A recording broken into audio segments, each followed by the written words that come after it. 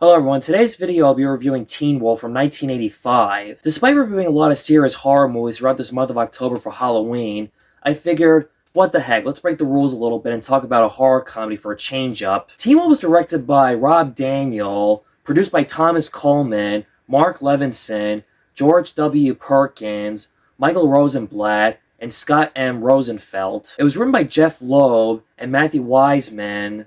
The movie stars Michael J. Fox, James Hampton, Scott Paulin, Susan Ursetti, Jerry Levin, and Jay Tars. It was released on August 23rd, 1985, made $80 million at the box office. The plot to Teen Wolf was about teenager Scott Howard finds out from his father that he's a werewolf, and that being a werewolf runs in the family. At first, it is not like being a werewolf, then he takes the advantage of being a popular kid at his high school.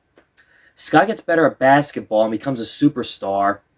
The girl of his dreams, Pamela Wells, starts to fall for him as the wolf, not Scott. Despite being popular as the wolf, Scott realizes being popular as the werewolf is not all what it's cracked up to be. He starts to question himself, what does he want for himself, and not care about what people think of him. As I said in the opening, this is not a straight-up horror movie. This is your, basic cliche 80s horror teen movie. It is a little cheesy sometimes, but not really fully cheesy. But honestly, I love this movie. This movie should be given more credit, it's a little bit more offer than people realize. One way of describing this movie was like a modern-day semi-remake to the 1950s teen B movie, I Was a Teenage Werewolf. Being a little kid in the 2000s, after seeing the Back to the Future movies on DVD with Michael J. Fox, one time I remember I was watching cable TV, but I can't remember which channel it was off the top of my head. I remember seeing an advertisement when they were going to air Teen Wolf on cable TV. Being a little kid, as I mentioned in my previous videos, around that time period in the 2000s, I was scared of horror movies. It's true they say, the Mandela effect is no joke. My mindset at the time was different, thinking that Michael J. Fox was playing a killer teen werewolf. I'm like, I don't want to watch that. I only saw a small glimpse of this movie on TV.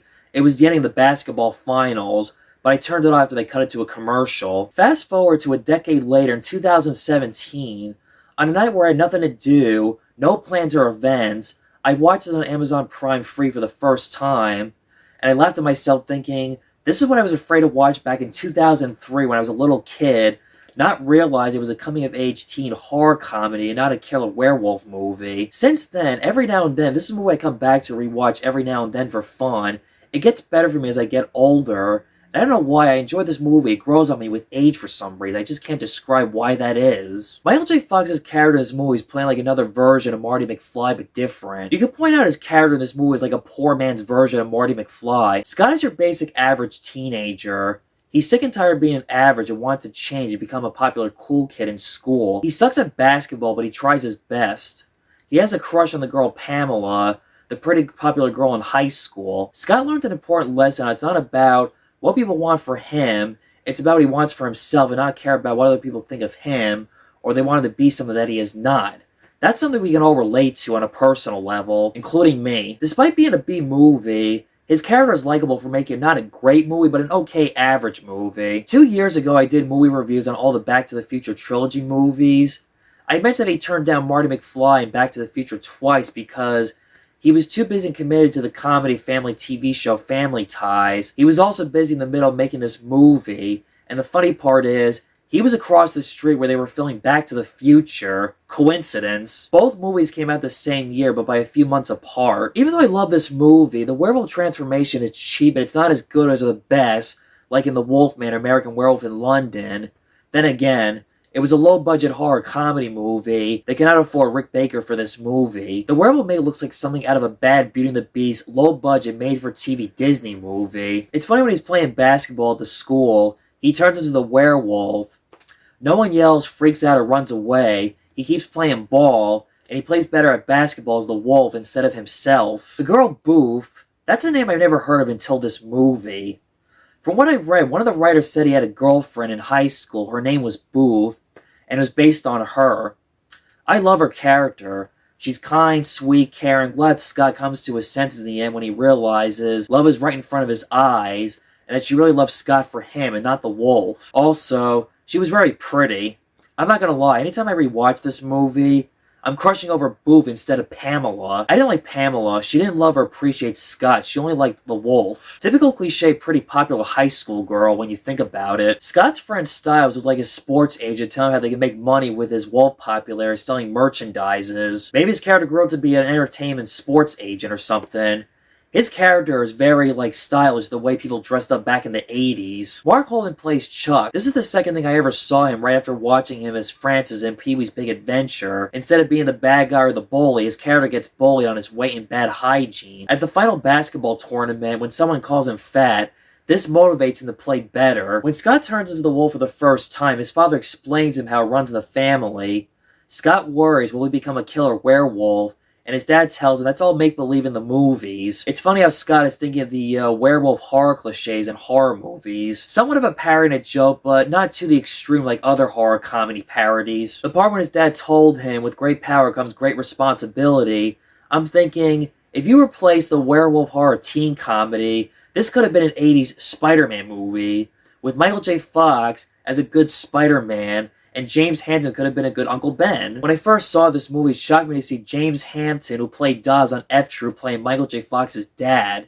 He's good in this movie, typical father, loving, caring, looks out, stands up for his son, against that mean dick principal who bullies Scott. May he rest in peace. He passed away a year ago. It's sad, I really wanted to meet him at a convention. This movie has metaphors of this movie on growing up, hitting puberty, coming out as gay but different. This movie has metaphors, this movie, on growing up, hitting puberty, coming out as gay but different.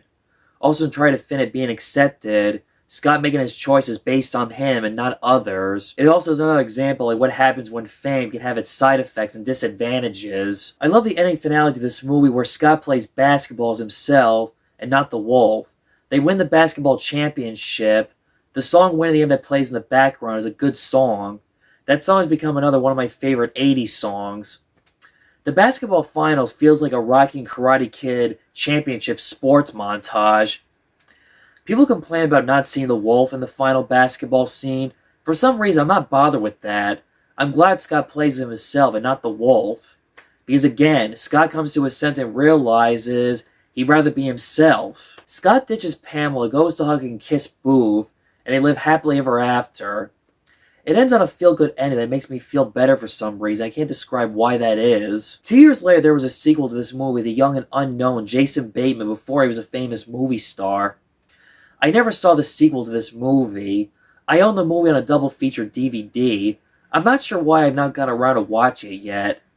At some point, I'll check it out for curiosity, despite Michael J. Fox is not in it. There was also a cartoon series in the 80s that I learned from James Rolfe, the angry video game nerd, from his Cinemassacre Monster Madness 80s-a-thon, but I never saw this. In 2011, there was a TV show made by MTV, which I've also never seen. While not the best, it's an average but still a fun, entertaining movie. One I will go back to continue to rewatch over and over again for fun. So that was my review of Teen Wolf. Like the video, subscribe, hit the notification bell to get the latest updates on my YouTube channel, and I will see you tomorrow for another horror movie review.